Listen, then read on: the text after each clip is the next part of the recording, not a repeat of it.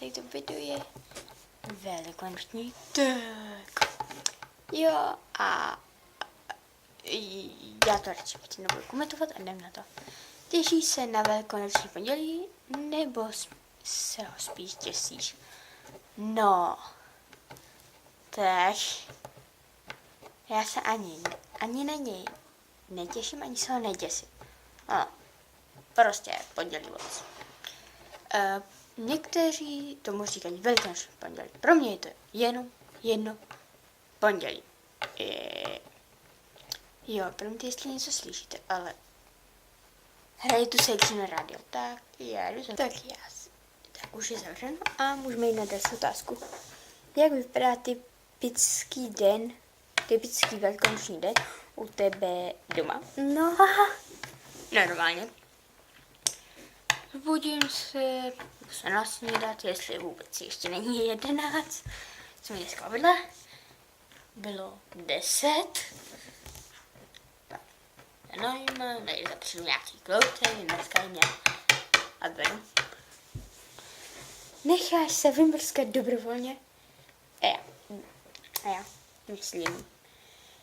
myslím pomázku. No. To pěstičkou. Což budu být pro tu.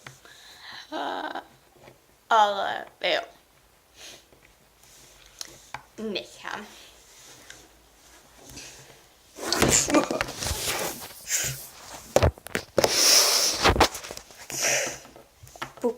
Kupuješ nebo barvíš vajíčka? No, tak my je barvíme. Jo, barvíme.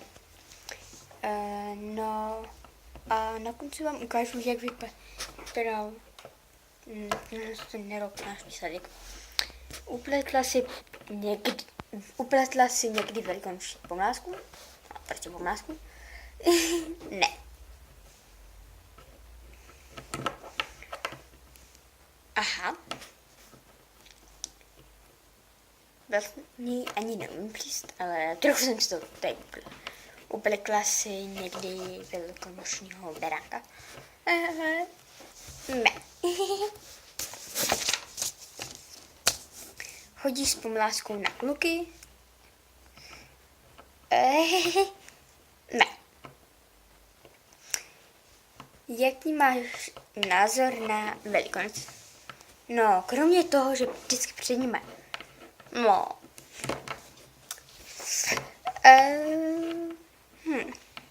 Jediný co, no, jsou dobrý v tom, že řeknu, že mi někdy donese velikonoční zejček, nebo králček, nebo nevím, co to je. No, čokoládky, což je miluji, a různé sladky a no to je. A poslední otázka. Myslíš, že mají Velikonoce ještě nějaký význam, nebo by si nejradši zrušila? No, včera jsem barvila vajíčka. A v tom bych je nejradši zrušila. Jinak mají trochu smysl. Podle mě nejradši bych je zrušila. Kromě toho, že vždycky mám mě vajíčka, která si můžeme dát. No to je vše. Tak to je všechno. No a já se teda teď přesunu. Ještě ukážu ty otázky. A pak přesunu dolů a ukážu vajíčka. Jo, dvě nebo tři jsme rozdali. Já vám to ukážu. To nejnaš.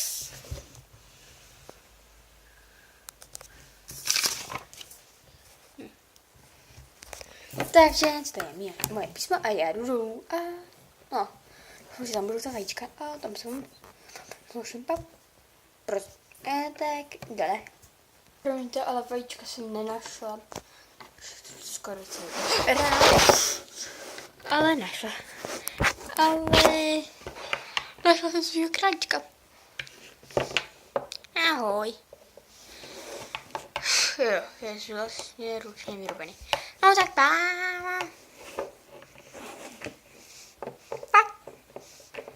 Čau.